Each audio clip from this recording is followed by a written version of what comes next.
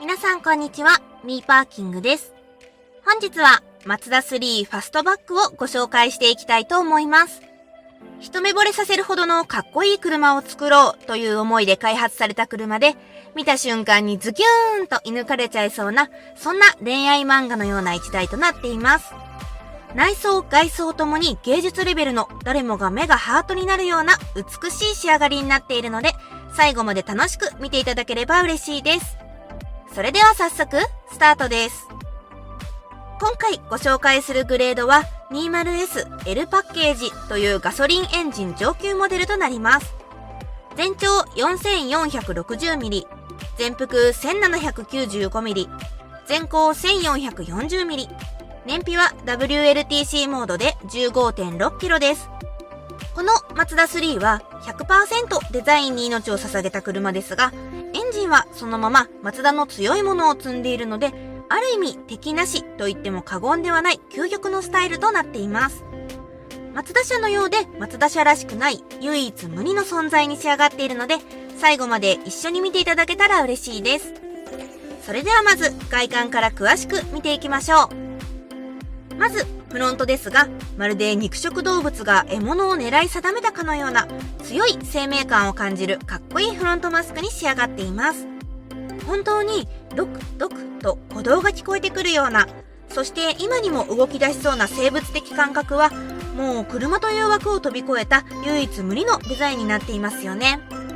ここのウイング部分はファストバック専用のブラック仕上げになっていて、メッキをあえて使わないカスタム感がまたかっこいいですよね。ライトを点灯するとこのような感じで光り、発光の仕方もすごくかっこいいですよね。次にサイドを見ていきましょう。サイドはこのような感じでデザイン性重視というだけあって、他に類を見ない独創的なかっこいいクーペスタイルとなっています。ボディにメリハリをつけるキャラクターラインが一切ないことも特徴の一つで、このぬるっとしたみずみずしい造形はもうかっこいいという言葉につきます。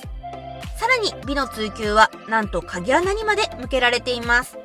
鍵穴が一つもないことで、ここまで美しさが際立つんですね。タイヤは18インチです。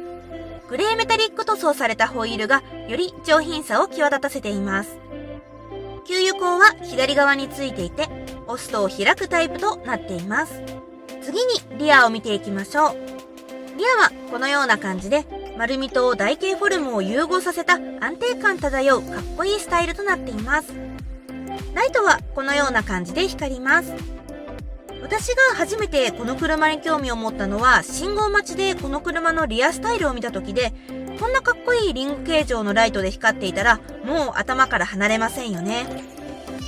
それでは次に気になる内装を見ていきましょう。内装はこのような感じで、ドアを開けた瞬間に一瞬で高級感を感じる、とてもヌーディーで色っぽい雰囲気に仕上がっています。まるで美術作品のように一つ一つに命があるデザインになっていて、ここからが真のマツダ3の世界観なので、アート作品を見に来たような感覚で一緒に見ていただけたら嬉しいです。まずフロントの上部には 8.8 インチの横長のワイドディスプレイが搭載されています。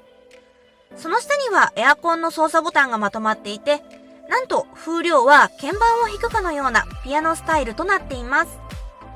実際にとても押しやすく、また画面の表示とボタン位置が揃っていて、とてもわかりやすいなと感じました。そしてその両端にはメッキをまとった温度調整のダイヤルがついていて、なんとこのダイヤルをつなぐメッキラインは運転席、助手席を囲むようにスーッと綺麗に伸び、このしなやかな厚みがまた美しさをさらに際立たせていますよね。その下にハザードランプがついていて、その横には運転席、助手席用のシートヒーターのボタンとステアリングヒーターのボタンがついています。シートヒーターの調整は運転席、助手席ともに3段階で調整することができ、ステアリングヒーターと合わせて使ったらエアコンも最低限のパワーで抑えられそうですよね。ここには DVD のスロットと USB ジャックが一口ついていて、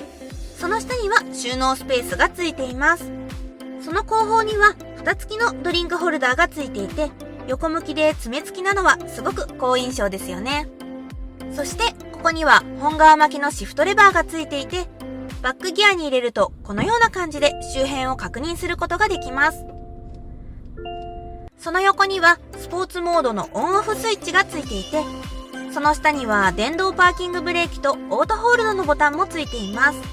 さらにその隣にはナビの操作ダイヤルがついていて、このダイヤルだけなんで特別大きいんだろうと思った視聴者様も何名かいらっしゃるかと思います。なんとこのダイヤル上でナビ操作を直感的に行うことができるようになっています。このダイヤルの面までも使うこの発想力はほんとセンスの賜物ですよね。この横には音量を調整するダイヤルもついていて、ここを押すことで瞬時にミュートにすることもできます。そしてその奥には大型のアームレストがついていて、中を開けるとフェルト生地が貼られた収納空間となっています。ここにはシガーソケットと USB ジャック、HDMI 端子が一つずつついていて、あえて見えない場所に電源系を集約するのはほんとインテリアへの強いこだわりを感じますよね。そのおかげもあってか、よく見る部分は本当に美しく、そしてかっこよく仕上がっていて、また意識して見ない部分も前面にソフトパッドを使っていたり、またこのステッチの縫い目もほんと綺麗ですよね。助手席のエアコンの吹き出し口も薄型でおしゃれなワイド形状のものでできていて、この真ん中部分はダミーなのに、ここすら作品感を感じるのは、もうこれはマツダ3の世界ですよね。それでは次に運転席周りを見ていきましょう。ハンドルは本革巻きで、握った感じは肉厚で操作性はとても良さそうです。ここのメッキはエッジが効いた金属調になっていて、このスイッチの作り、とても高級感があってすごくかっこいいですよね。ハンドルの左側でオーディオやディスプレイなどの操作ができ、右側はクルーズコントロール関係の操作ボタンになっています。パドルシフトもついています。ハンドルの調整はここのレバーを引いて上下、前後に調整することができます。エンジンスタートスイッチは運転席の左側についていて、エンジンをかけるとこのように始動します。おしゃれな映像とともに現れた真ん中のスピードメーターは液晶ディスプレイになっていて、ここの三眼のリングがとてもスポーティーでかっこいいですよね。メーターの両サイドにはメーターを包み込むようにエアコンの吹き出し口がついていて、この運転席周りのコックピット感は所有する喜びとしてすごく感じられそうですよね。また車速やナビ表示など運転に必要な情報がフロントガラスに表示されるようになっているので、運転時も目線移動が最小限で済むようになっています。シートはオプションの本革シートになっていて、運転席のみ電動でシート調整をすることができます。シートの座り心地もとても良く、固めに設計されているのでとても姿勢が取りやすそうです。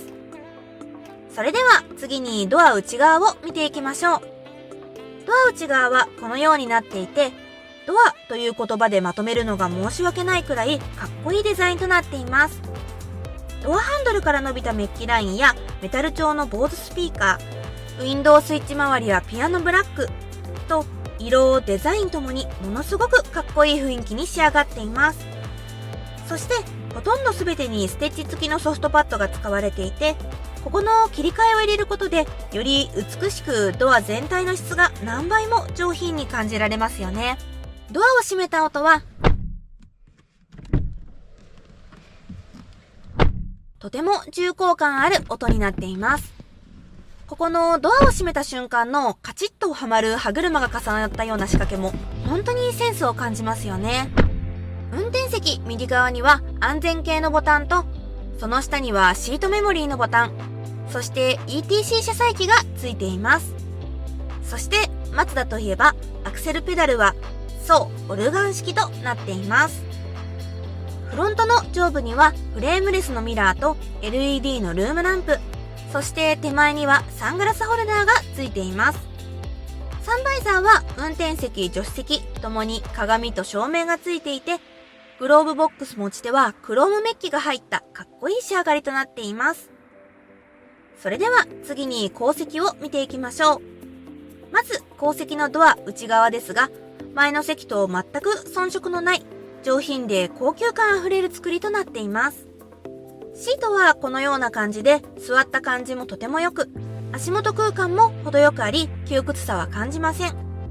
そしてデザインから生まれた車ということもあって、後席には一切電源系がないスタイルとなっています。正直ここはカバー付きでもいいので、一つおしゃれなのをスッとつけてくれたらさらに好印象だったかなと感じました。ここにはドリンクホルダー付きのアームレストと、頭上には LED のルームランプが付いていて、作り、デザインは本当に群を抜いたものになっています。それでは最後にリアを見ていきましょう。リアを開けるとこのようになっていて、低重心スタイルを活用したとても広い荷室空間となっています。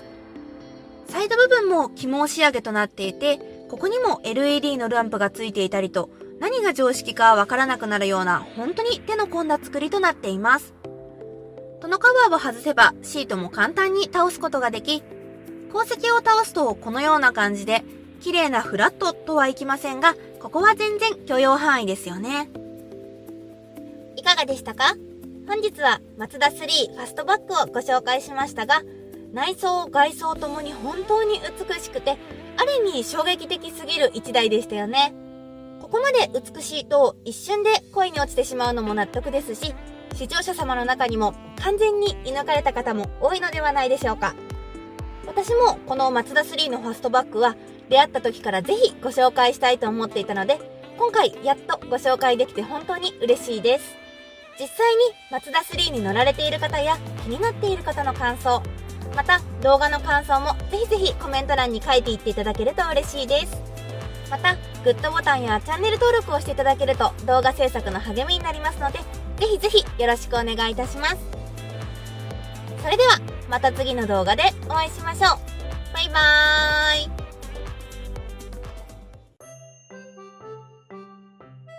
グローブボックス持ち手はクレームメッキ、クレームメッキ、クレームメッキ。そしてマツダといえばアクセルペダリは、アクセルペダリは、アクセルペダリは、アクセルペダリだって